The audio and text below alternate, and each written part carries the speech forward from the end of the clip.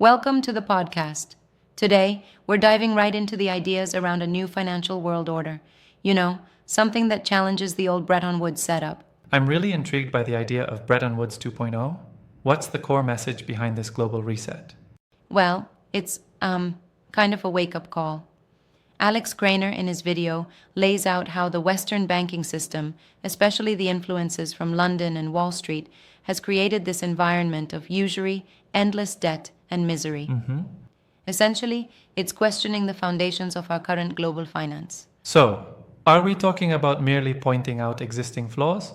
Or is there an argument that a completely new financial order is emerging? It's actually both.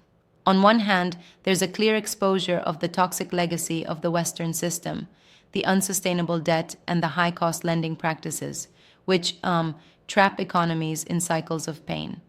On the other, there's this suggestion that a new order, led by BRICS and China, might be set to take over the reins. I see, so it's like the old guard is being questioned by global players who want alternative frameworks, right?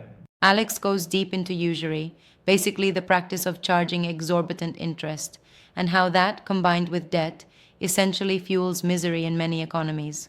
It's like you have a system engineered to keep countries paying forever, which leads to a sort of financial slavery. That sounds pretty heavy. So, he's not shy about naming London and Wall Street as the orchestrators of this flawed system, right? Exactly. He points a very accusatory finger at those centers of power, arguing that they've deliberately set up conditions where debt and misery go hand in hand. It's a pretty forceful critique. Now, I'm curious.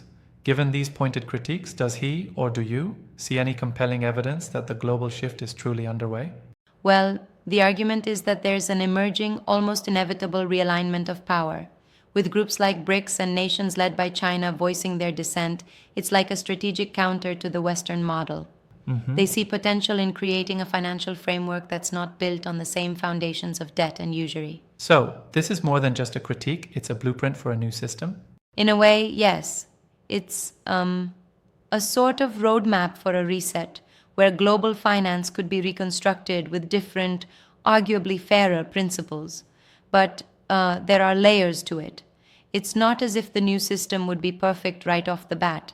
It's more of a pivot towards rebalancing control over the global financial system. I'm wondering though, do you think it's realistic to expect such a dramatic shift? The forces entrenched in the current system are incredibly powerful. That's a very good point. I mean, you have to appreciate that shifting global finance is a huge, complex puzzle. Some might argue that these changes are more aspirational than practical. They might say the old powers won't simply step aside without a fight. And there's also the question of whether the new order, led by BRICS and China, would actually remedy the failings of the old system, or just replicate some of those issues in a different guise. Absolutely, I agree. It's kind of like swapping one operating system for another, without resolving inherent bugs. Alex pushes the idea that the new system could overcome usury and relentless debt accumulation, but we have to be skeptical. If we don't address those fundamental issues, we might just see them reappear. Yeah, exactly. It's like trying to fix a leaky ship by simply changing the captain. Structural issues need structural solutions. You got it. And to add, this discussion also brings up the potential for a complete economic reset. Alex hints that the impacts of such a reset wouldn't be evenly distributed. There might be winners and losers on a global scale. It's a kind of financial revolution that could redraw geopolitical maps, That invites a lot of debate. On one hand, a reset could potentially alleviate levels of inequality and financial oppression, but on the other hand, it could introduce a whole new set of uncertainties and risks. Precisely. It's a double-edged sword. I mean, think about it. While the idea of shedding centuries-old debt may sound liberating, it also comes with the risk of massive instability during the transition period. It's like ripping up a financial safety net before you've spun a new one. That could be a very turbulent process. And is there any detail on how exactly these new global players plan to implement such a reset? There must be some kind of roadmap or strategy outlined.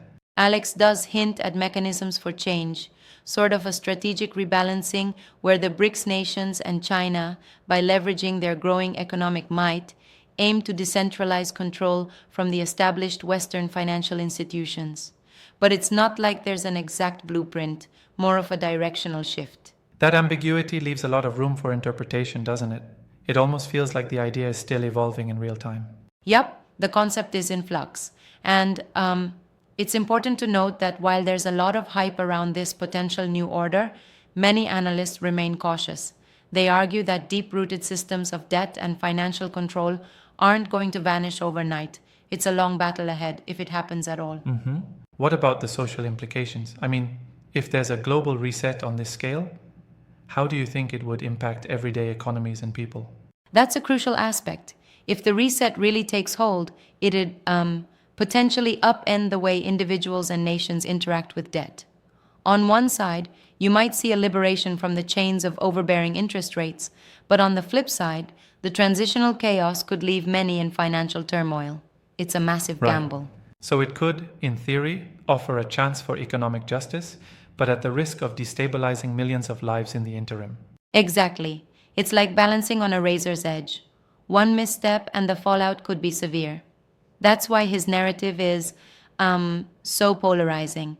It really challenges us to reconsider what a fair financial system should look like. And I guess, while it's compelling to imagine a fresh start free from old financial burdens, we have to ask ourselves, is the cure any better than the disease? That's a great way to put it. There's a real danger that a reset could reproduce old mistakes if the foundational issues aren't fully overhauled. It's like trying to repaint a house without fixing the crumbling foundation underneath. The aesthetic might be improved, but the structure could still be at risk. Do you think that the BRICS-led vision has enough traction to actually displace the centuries-old institutions? That's the million-dollar question. The influence of BRICS and China is undeniably growing, but they face significant opposition from entrenched Western institutions and their global alliances. It's a bit of a tug of war right now, and time will tell which side gains more ground. It sure is a tug of war. And honestly, even if there's a reset, there will always be power struggles and imperfections somewhere in the system. Definitely. Change on a global scale isn't linear. It comes with bumps and setbacks. At least what I take away from this discussion is that with every financial crisis and every bold critique comes an opportunity to rethink our collective economic future, even if the road ahead remains uncertain. That's both exciting and daunting. Absolutely. It's a narrative that forces us all to question who really holds the economic power. Even if the eventual outcome isn't set in stone, these debates are essential for progress. Right, and while the vision of a fairer world is alluring, we must grapple with the complexity of dismantling age-old systems without creating even deeper divides along the way. Exactly. Critical scrutiny is key. Well, it's been quite a journey exploring these ideas for today. I think this discussion really underlines that global finance is anything but static. It evolves and challenges our expectations at every turn. For sure. And whether Bretton Woods 2.0 becomes a reality or just a cautionary tale, it's clear that the global financial conversation is far from over. Thanks for the great discussion. This certainly gives me a lot to ponder about the future of our economic systems.